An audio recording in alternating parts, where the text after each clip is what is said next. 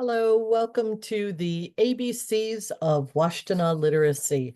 My name is Allison Austin. I am the program director with Washtenaw Literacy. I've been with the agency about 30 years. Yep, a long time.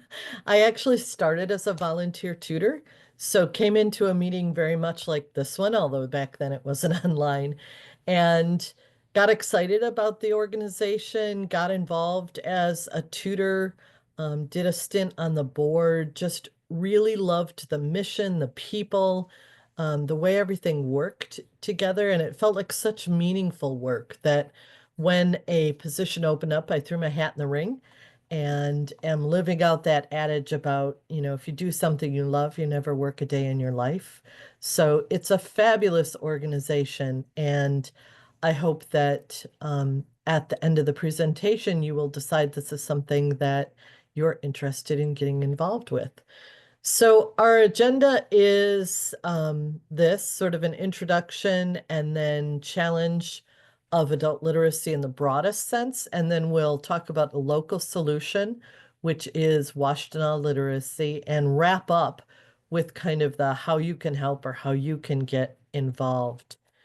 So speaking of the challenge of adult literacy, we've got some stats for you for those of you that are quantitative people rather than qualitative. Basically, every aspect of adult life is impacted if a person is unable to read, write, speak English, use technology. These challenges impact big goals like, wanting to go to college or get into a particular career field, but they also impact smaller goals, like being able to shop at the grocery store independently or being able to make an appointment online for a doctor's visit. And you can see that in Washtenaw County, we've got approximately 40,000, yes, 40,000 adults who are at or below that federal definition of literate, which is eighth grade. So they are reading at or below an eighth grade level. For our learners and for those community members, that means that they are challenged by even some of the small things that you and I don't think about every day, like leaving a note for a family member or spouse, being able to get directions if they get lost or call 911, reading their prescription bottles, being able to vote, being able to read to their children. Some of our learners come in with a really big goal. They want to become a nurse and they want to go to WCC. But others come in because it's just these tiny practical things that they're tripping over every day. And they want to change their life. They want to move forward. And make no mistake about it, this is equity work. This is something that impacts every person in our community, in our society. If we have adults who cannot read, write, speak English, use computers, we are never going to get to a fair and equitable society. So our mission statement is that we partner with adult learners. Notice the word partner, because we're not coming in as the sage on the stage. We're the guide on the side. These are adults. They have full lives. They have amazing experience. They're intelligent people. They're simply struggling with a skill, and that skill gap is causing them to be challenged in everyday life or in pursuit of their goals. And so we provide free literacy support through a network of trained volunteer tutors. That's you, potentially. And that literacy support, for some learners, it looks like sitting down and working on a computer together and talking about how to get on the internet or how to open a browser. And for another learner, it might be all about reading comprehension or even vocabulary. And so we approach each person as an individual. And that means each person, not just our learners, right? But you too. We're going to approach each person coming into our organization with, what do you want? Um, what do you want to pursue? What's your goal? What's your skill? How can we help you move forward in that? And you can see our vision and values, believing that literacy is a basic human right and the foundation for an equitable, inclusive, and thriving community.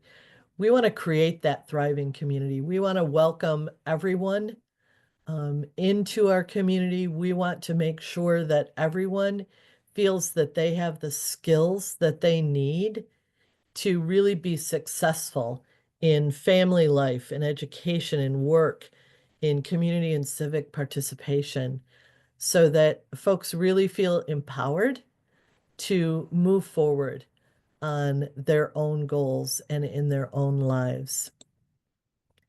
So when you look at the numbers, you can see in our last program year, we served just over 1,000 learners. About 2/3 of those were English as a second language, so typically foreign-born folks that are learning, reading, writing, speaking, listening, vocabulary, culture. And then 1/3 of those were what we call basic literacy, or BL. Those are typically Americans who are struggling with reading, writing, math, and digital literacy.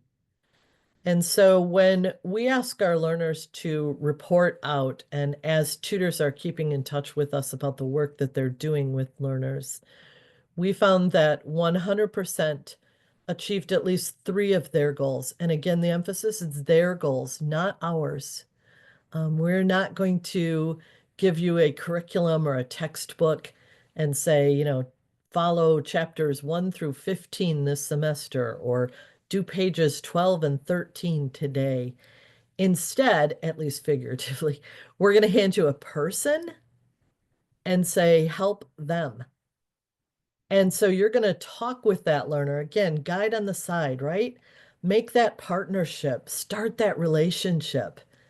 Take the opportunity to sort of live in someone else's shoes for a little bit and really get to know them and what their needs are. Some of those goals might be little ones, like the shopping independently, or they might be the big ones, like getting their citizenship in the United States. But as learners achieve and feel that they can achieve and get that sense of you really are with them in this work, then they expand their goals. All of a sudden, maybe they came in with 1 or 2 goals, and a year later, even though they've accomplished a lot of things, they have 15 new goals. And in this way, our learners are very motivated. They can see the changes in their lives. They can see how every lesson is applicable to their personal life and to their personal needs and goals, their family, their situation. All of this work was done through the support of 393 volunteers, 393 tutors. So in our program, we had about 1,400, give or take, people that were involved. And we have 4 full-time permanent staff. And so if you do the math on that, we're all managing kind of a medium-sized business. But with all of that, we never want to lose that personal touch. We never want to lose that sense of the wonder of the work, because there is nothing like talking with that learner who just got their GED after struggling for so many years, or that learner who finally was able to go to a parent-teacher conference and feel confident enough to talk to the teacher and not be scared that they weren't going to understand. And these are those practical applications of literacy that we're really looking to impact. Again, with that vision that literacy is a right, that this has to be part of everyone's everyday experience for our society to really function. And one of our sort of sub goals is to remove barriers. A lot of our learners have barriers. Obviously, they have language barriers, they have literacy barriers, but that impacts things like their mobility around the community because they are afraid of getting lost. They are anxious about going outside of their comfort zones, especially now when there are so many challenges around policy, politics, um, law enforcement, people really who are kind of outside of or in the margins of society really have a lot of challenges to overcome in being involved in our community. And we want to stand in the gap. We want to remove barriers, whether those barriers are transportation or whether those barriers are much more about fear and anxiety, or that barrier maybe is just about the fear of getting lost. So all of our tutoring is done in the community. We don't have a central hub. We are a decentralized organization. We have tutoring that happens at all of the major libraries in town. We have tutoring that happens at mosques and churches and schools. We have tutoring that happens at community centers and our county jail and our community college.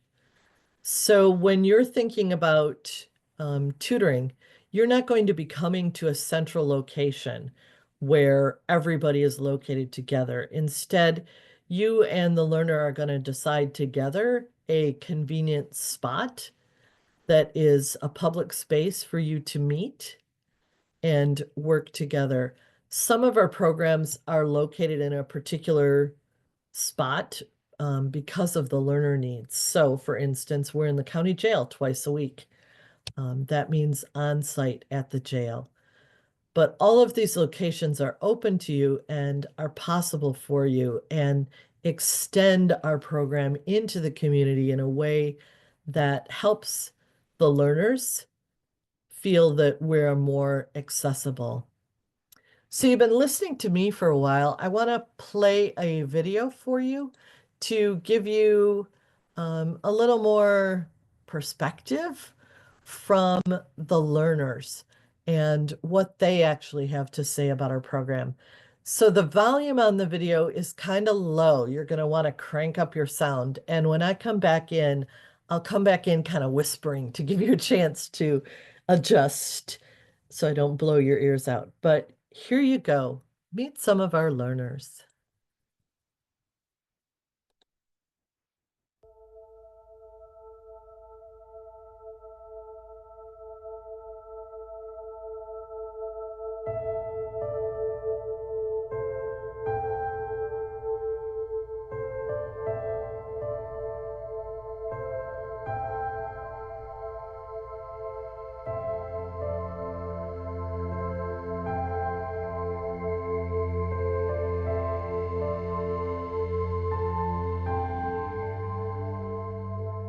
My old job gave away on me, and of 22 years, and I was able to hide it at that point, my ear literacy part of it. And when I turned around and started to look for a new job again, I found out that there's a lot of new things out there. Simple things as going to the restaurants, reading menus, going to the grocery store, reading things that is on the shelves, simple things. I had trouble in school, that's one thing. I would stop classes because I wasn't able to read. I had trouble doing a lot of personal paperwork for myself. After I arrived to the United States, I couldn't communicate with people because I do not use English about 25 years. And I was very upset and very sad about it. I wouldn't read to my children because I didn't want to not know the word and have a stupid mother or something like that. I one time wrote a note about sending lunch money to school for my child, and I misspelled the word lunch and actually wrote the word laugh. Well, and they wrote back to me in a note like it was a big joke. Like I'm outside looking inside, you know. And that's how it was for me, you know, all through my life. It's just the idea that it really tears you up on the inside trying to hide it all the years and turn around and try to open up to, like I'm trying to do here. It stopped me from doing a lot of things that I could have done. It stopped me from going a lot of places that I could have been, you know, and it just, not being able to read stops you from doing a lot of things. Many people come to Washtenaw Literacy because of the fear. You know, I think that they get tired of not being able to live in the world the way other people live in this world. All the other places I went to was kind of shutting doors on me here and there. I did it because I thought it would be the best thing for my children. I felt warm when I first walked in and seen there was other people like myself. I'm in awe of the people who come to Washtenaw Literacy. I am, because I cannot imagine learning to read at this stage in my life. And I see how much courage that they all have when they come, and it's just, I'm completely in awe. The difference I see Washtenaw Literacy making in people's lives is extraordinary. We have learners who couldn't read and they're now college graduates. We have learners who couldn't read or couldn't speak English, and now they're working in jobs, and they have, you know, incredible jobs and are really productive. They can read to their grandchildren, they can fill out applications, read the newspaper. This opens up a whole new world for them. Washtenaw Literacy has made a whole lot of difference in my life. Now I read to my kids, I read to my nieces and nephews. I don't hesitate to read now. I never thought that I could be academically acceptable, let alone to excel. I mean, I got to be the graduation speaker at my graduation. And I felt when I stood on that podium that I was speaking for every person that ever struggled anywhere. Actually, now I can take care about myself. I do not need help like before. I feel a lot better inside that I've been able to release a little bit of the pressure of hiding this problem all my life. The difference my tutor made in my life it's a lot. She's a big help to me. I'm reading better, I'm spelling better, I got a great tutor. I mean, and I'm meeting great people, people I would have never met. I'm just proud of myself now.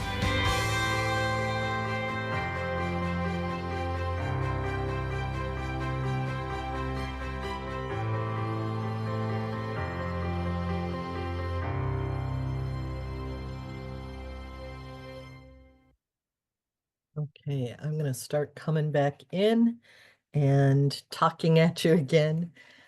So hopefully you found that video interesting. If you'd like to see more videos, you can check our website, washtenawliteracy.org, or check us out on YouTube, and you can see some additional information or additional videos that you might find interesting. As you can hear from these stories, there's really a lot of diversity in the reasons that people come to us and what kind of work they're wanting or hoping to do with their tutor. So that's why this individual approach that we take is really important, because it's never going to be one size fits all for these folks. And to describe a little bit more about how that tutoring works and how that tutoring program works. So all of our programs serve local adults. All of our programs have basic literacy and ESL. All of our programs have in-person and virtual options. And all of our programs require training. That's for you, training that you go through, which all of our training is free. And we do have mentors available. So even once you're through the training, if you're feeling like you'd like some extra support, our mentors are active Washtenaw literacy tutors who have a minimum of 10 years of tutoring with us. And they've said that they'll help new tutors or any tutor really with, resources or questions or brainstorming or session planning, whatever they need. So even after the training, there's that support available for you. And all of our programs are learner-driven and goal-oriented. So we're really going back to that learner and saying, you are the center, you are the purpose of our work. So what is your goal? What do you want? And how can we help you work toward that? We have 3 programs or defined programs. First, you'll see up here is personal tutoring. This is typically one-on-one for basic literacy learner and small group for ESL. And that's because most of our basic literacy learners have some sort of diagnosed or undiagnosed learning disability. It might be reading disability. It might be ADD. They might even suffer from like a social anxiety disorder, but they have some sort of challenge. They didn't go through 12 years of school in the United States and not learn to read and have nothing going on for them. So they really need that individual attention to help them hone in on individual skills. Our ESL learners mostly are working on speaking, listening, vocabulary, and culture. These are things that are well suited to do in a small group. They can talk to each other. They can increase their own social network through that small group. And so personal tutoring doesn't mean one-on-one. It means personal in the sense of the scheduling and the arranging with the tutor. One-on-one for basic literacy, small group for ESL. The commitment is a 6-month commitment. So you as a tutor are working with the same person or the same small group for 6 months continuously. You really see that growth from A to B, B to C, C to D during that 6 months. Our second program is community tutoring. This is drop-in for learners. So rather than that 6-month commitment where you're working with the same folks every week, in community tutoring, it's drop-in for learners. And so you might work with different learners every week. Or you might have a new person join your ESL group from week to week. It's much more independent work in the sense that you only have the 90 minutes or 2 hours to work on a particular item or issue with that learner, and then you kind of set them free. So you're not always seeing the same sort of long-range planning that you see in personal tutoring. What is the same is typically basic literacy is one-on-one. Again, that's what's required for success for that learner. And ESL is small group. The commitment is a little less than community tutoring. You're committing semester to semester, and we have 3 semesters in a year, so it's about 4 months of commitment rather than personal tutoring, which is the 6 months. And then our third program is what we call special programs. And honestly, this really is a bucket, right? It's not one thing, but it is programs where we partner with other organizations in the community to serve learners. So examples here are our programming at the jail. We partner with the jail, we co-create the tutoring and the plans at the jail. So Washtenaw Literacy does not have complete control, right? We're having to work with the jail and plan with them for this program. Prep 100 is a program with Washtenaw Community College where we're serving people that are at sort of a pre-GED level and trying to get them up and their skills up to the point where they can get into a GED class. And Beginners Club is the last example that's listed here. That is for very, very low emergent level ESL learners. Again, partnered through Washtenaw Community College, but this is for ESL learners that come to them and have such low skills that they aren't even eligible for the beginning ESL classes at WCC. And so we're helping them get up to that level where they can move into classes at WCC. So 3 programs. Personal tutoring is that long-range commitment, long-range tutoring with the same folks. Community tutoring is a semester commitment and is drop-in for learners. So it's much more fluid, much more flexible. You get to meet lots of people during your commitment. And then special programs have an identified partner and a very kind of unique learner population that is being intentionally served with and through that partner. So start thinking about what makes the most sense for you. You probably came in thinking about serving either basic literacy or ESL learners. You were either thinking about that American who's struggling to read, or maybe you were thinking about that community member who is struggling with English and is an immigrant that is really struggling to feel welcomed in our community. But you might not have been thinking about the option of working with one person or group long-term versus the drop-in format. So which makes more sense for you? What's your personality more driven toward? If you really like to meet a lot of people, greet a lot of people, have that chance to really, I don't know, flex your muscles in terms of that social environment, then community tutoring is for you. But if you really want a more intensive commitment or relationship where you're going to build that relationship over time, then you might think about personal tutoring. Or if your heart is really with a particular learner group, like if you really are interested in justice and the causes of justice, and so the jail really speaks to your heart, then you might think about one of those special programs. And the reason you want to think about which programming is because this is going to impact your training.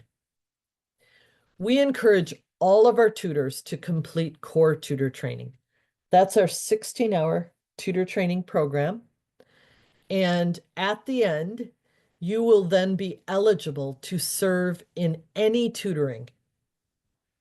And so you will be able to maybe tutor for a while in, I don't know, an ESL group.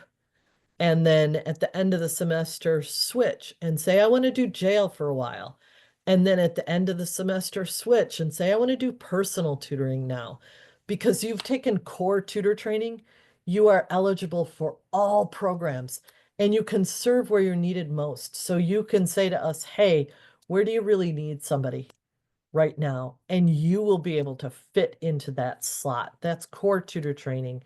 And obviously, the more tutors that we have trained in this way, the more flexibility we have in who and how we serve.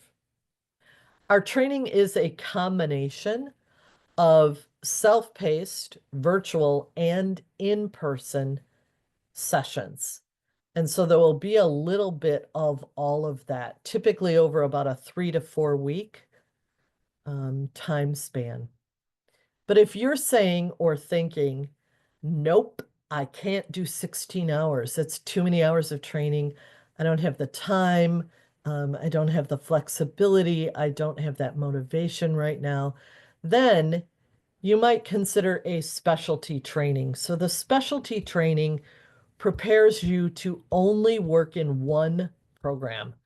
So that's where you have to select the program that you're interested in, like say to us, I want to tutor in jail. And then you will only have to do the training modules that are required for jail tutoring. But at the end of training, you're not going to have the same sort of flexibility to jump programs or to hop around if we need you somewhere else. So you can see there are a couple of links here at the bottom of this slide. One is to the schedule for 2025. Open that up, take a look.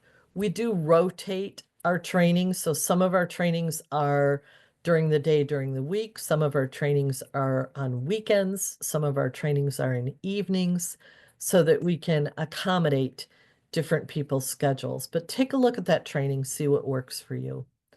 And then also in the last bullet point, you'll see that the program or specialty training specifics are located on another document that we have linked here for you.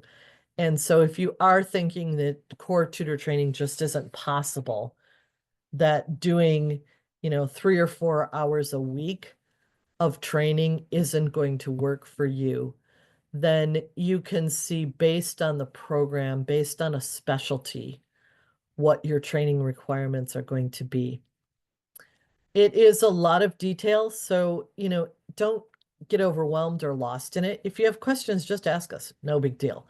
We'll walk you through it. We'll talk you through it. But we really encourage you to think about just doing the core tutor training and going for the whole enchilada as it was. So decisions, right? You're going to want to think about who do you want to tutor? What program interests you most? And what kind of tutoring format would you prefer? So do you want in-person or virtual? And we hope that what you'll really decide is that you want to go where you're needed most and that you want to help us with that ever-changing set of needs in our community so that we can stay relevant and stay responsive to the needs of our community and our learners. Now, if you're thinking that tutoring isn't for you, but you're, into the mission and want to help out, we of course have lots of non-tutoring options. Remember how I mentioned like lots of people, 1,400 people and 4 staff. So there's a lot of administrative help and just even things like, event planning, party planning, that we could really use help with. So if you've got any special skills or desires to help in other ways, maybe it's, maybe you love doing data entry. I don't know, whatever it is. You name it, you can tell us about those things or those interests, those skills, and we can figure out ways to fit you in so that you still have the impact and so that you can still have that sense of, really accomplishing and helping us accomplish our mission, even if you decide that tutoring isn't really your thing. So next steps, I'm going to send, or we're going to send an email that will include a link to a form along with the slides. That link to the form is really important. You need to click on that link and complete the form and submit it.